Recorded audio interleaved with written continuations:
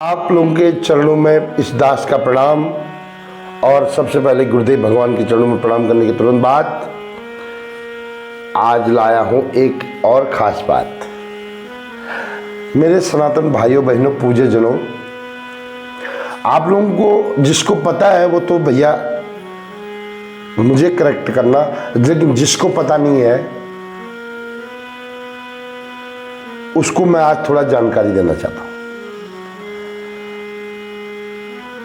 गया में श्राद्ध होता है ना, पहली बात तो पितरों का जिंदा है पितर, तो उनके साथ अच्छा व्यवहार करना बहुत जरूरी है।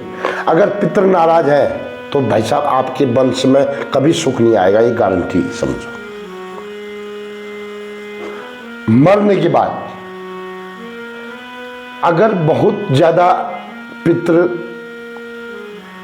अशांत है, भूत बन गए हैं, पिशाच बन गए हैं, या फिर मुक्ति नहीं हो रही है उनको, आपको पता चल गया, तो गया में श्राद्ध होके तर जाते हैं।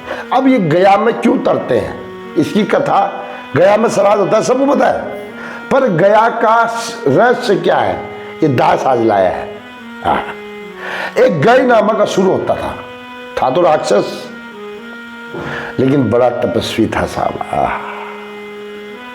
बड़ा विल पावर वाला था, बड़ा सौम्य स्वभाव का था तो राक्षस, लेकिन बड़ा सिंपल भक्त था भगवान नारायण का।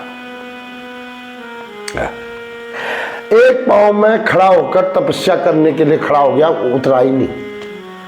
ब्रह्मा जी आए, ब्रह्मा जी ने बोला, हे भाई तुमने भगवान की भक्ति तो कर ली, तपस्या कर ली, लेकिन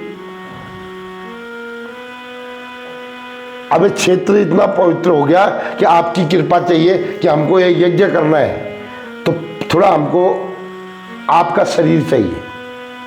ब्रह्मा जी ने बोला, और गई नामक असुर ने बोला मेरा भाग्य है। देखो हम लोग 1 रुपया दान देने में भी कितना प्रॉब्लम डालते हैं, पता है, लेकिन उस गई नामक असुर ने क्या किया, अपना शरीर लटा दिया। और बोलते हैं कि इस भक्तमाल में लिखा हुआ, मैंने पढ़ा कि कई हजार साल तक वो यज्ञ चलता रहा, उसके शरीर में एक रोम तक नहीं जला, उसको कोई दिक्कत ही नहीं हुई, बाद में वो खड़ा हो गया।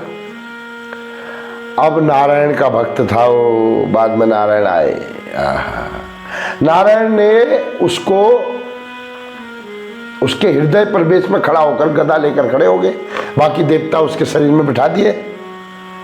अब उससे बोला, अब तुमको तो इस संसार को छोड़ना होगा, लेकिन तुम अपनी इच्छा बताओ। उसने बोला कि मेरे इस गय का इस क्षेत्र का नाम गया पड़ जाए, और यहाँ पर पितरों का श्राद्ध, पितृ तर्पण करने जो भी आएगा उसके पितरों को मोक्ष मिल जाए। तो भगवान नारायण ने बोला ऐसा ही होगा। तो ये है गया की महिमा।